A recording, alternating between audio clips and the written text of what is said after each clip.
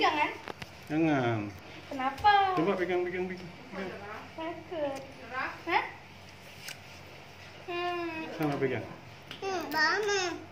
Situ kakak berdiri. Situ lagi biar nampak kena putih.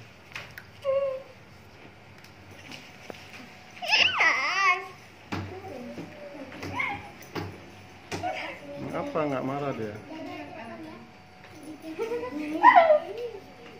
Cuk pegang.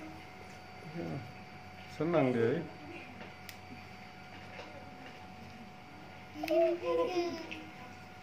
Hati di tangan untuk makan. Nggak gigit, nggak cakap. Ya, dia jinak dia. Baik ya. Baiklah, yang baiklah kita masuk jahat.